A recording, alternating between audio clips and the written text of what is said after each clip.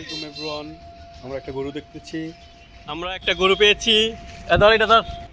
সুন্দর একটি গরু রোডের মধ্যে ছাড়া। তো গরুর মহাজন কাউকে দেখা যাচ্ছে না। তো আমি মোবাইলটা আমার তানবীরের কাছে দিয়ে গরুটি ধরতে যাচ্ছি, রশিটা নিলাম। তো তারপর গরুটি একটু শান্তশিষ্ট, তো তাই তেমন কিছু হয় নাই বা গুতা দেয় নাই। তো আস্তে আস্তে ওই রশিটা নিতে চাচ্ছি ভয়ে ভয়ে। সুন্দর একটি গরু, কে জানি কার না কার রেখে চলে গেছে। তো আমরা চেষ্টা করব কাউন্টারে দিয়ে আসার জন্য আসলি করে।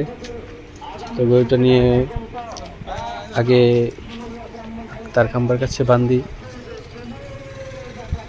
কিছুক্ষণ পরেই একটি লোক আসলো গরুটি দেখার জন্য। তাকে জিজ্ঞেস করলাম গরুটা কি আপনার নাকি? সে বললো না।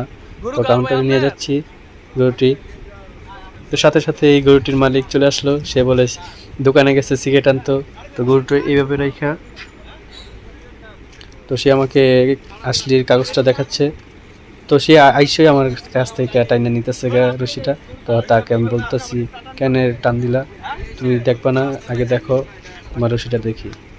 তো কাগজটা দেখে গরুটি ওনাকে দিয়ে দিলাম। আল্লাহ হাফেজ। সবাই ভালো লাগলে লাইক কমেন্ট শেয়ার করে দিবেন।